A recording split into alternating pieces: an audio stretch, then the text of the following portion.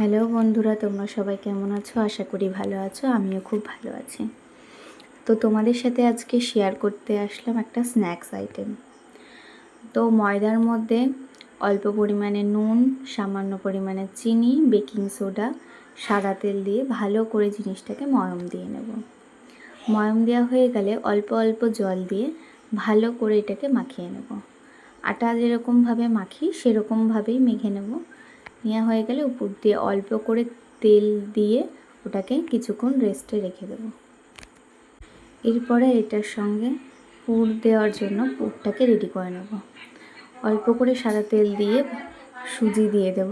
সুজি দেওয়ার পরে নুন, কালো জিরে, অল্প পরিমাণে চিনি দিয়ে ভালো করে এটাকে লাল লাল না হওয়া পর্যন্ত ভাজতে হবে।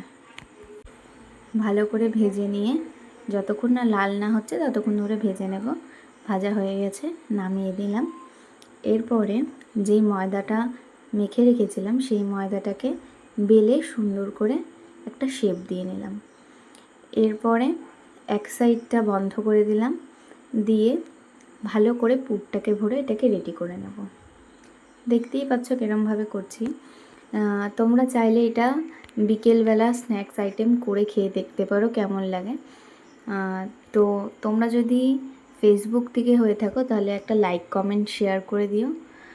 আর যদি ইউটিউব থেকে দেখে থাকো তাহলে একটু সাবস্ক্রাইব করে পাশে থেকো।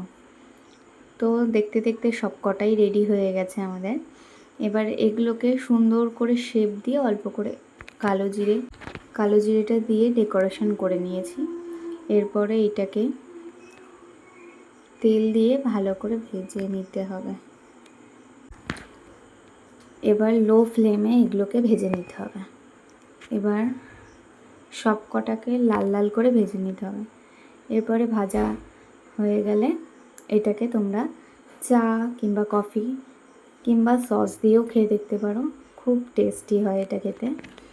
তো কেমন লাগলো অবশ্যই কমেন্টে জানাবে। দেখতে দেখতে সব কটাই রেডি হয়ে গেছে, দেখো কেমন লাগছে।